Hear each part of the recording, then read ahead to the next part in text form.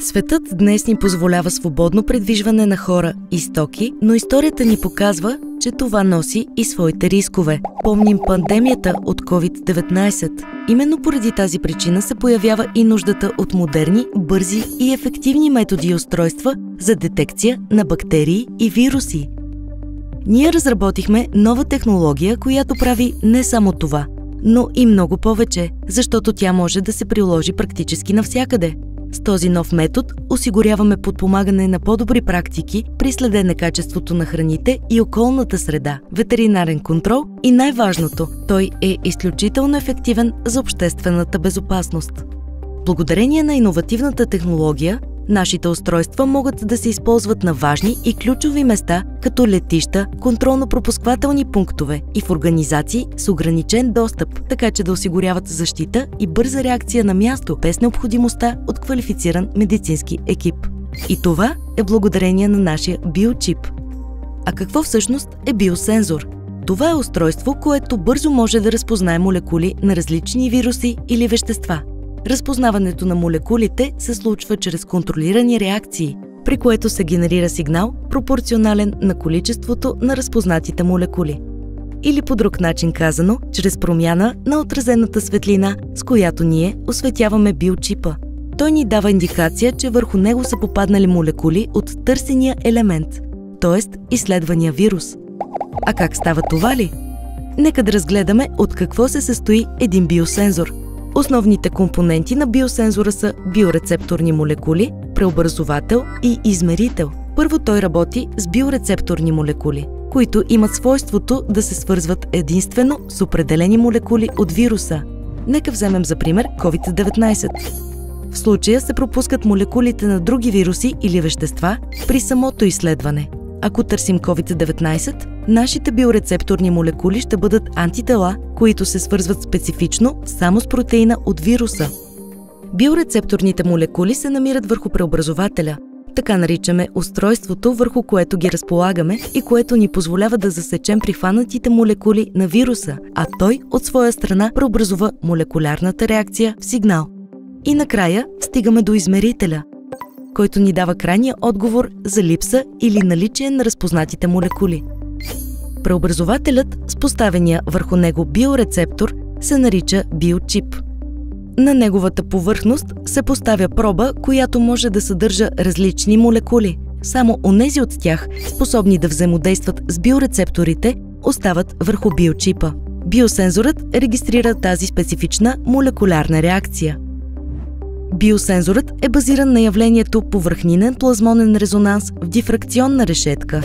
Светлината пада върху специално ситно набраздена метална повърхност. Най-често се използва златна повърхност, но може и други метали. Ако има молекули, които се свързват с биорецепторите, отразеният светлинен сигнал се променя. Това позволява на учените да намерят или откриват дори много малки количества биологични вещества. Но както стана ясно, не е нужно човек да е учен, за да може да се докосне до тази технология в практически план. При осветяването на дифракционната решетка се възбужда електромагнитна вълна, която се разпространява по повърхността й. Тази повърхнинна вълна отнема от енергията на светлината и в отразената такава се наблюдава минимум, както може да видите в момента. Повърхнинната вълна усеща най-малките изменения на повърхността. И когато имаме взаимодействие с търсената молекула на даден вирус или вещество, те променят положението на минимума в отразената светлина. Или по друг начин казано, имаме отместване на минимума, изменение на цвета от отразената светлина.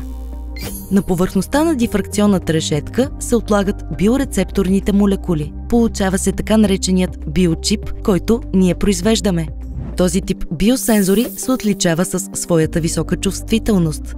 Това ги превръща потенциално в отлични бързи тестове за различни заболявания. Представяме ви иновативната технология за отлагане на биорецепторни молекули Maple. Биорецепторът определя специфичността на устройството. Той е нанесен под формата на тънък слой. Биорецепторът се разтваря и поставя в вакуумна камера, където разтворът се замразява и формира мишена. Лазерно лъчение с точно определени параметри се насочва така, че да попада върху нея. Вследствие на взаимодействието между мишената и лазерното лъчение, биорецепторните молекули се изстрелват с висока скорост към преобразователите и се прикрепват здраво за техните повърхности. Молекулите на разтворителя, които са летливи, се отвеждат от вакуумна камера. Без вграждаща матрица, без химическа обработка на повърхността, без етикети, без допълнителни слоеве. Слоят се състои само от биорецепторните молекули. Специфичността на сензора се определя единствено от този на биорецептора. От това зависи за какво точно ще се използва той и какво вещество трябва да детектира.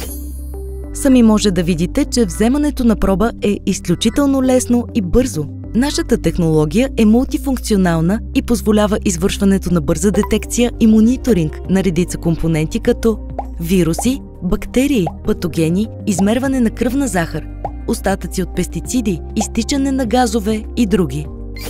Ние сме Plasmonix and Biosensors Group и работим за по-добро бъдеще. Вярваме, че заедно можем да направим голяма крачка напред в името на здравето, сигурността и спокойствието чрез качествена превенция. Готови сме да отговорим на всички ваши въпроси. За повече информация свържете се с нас.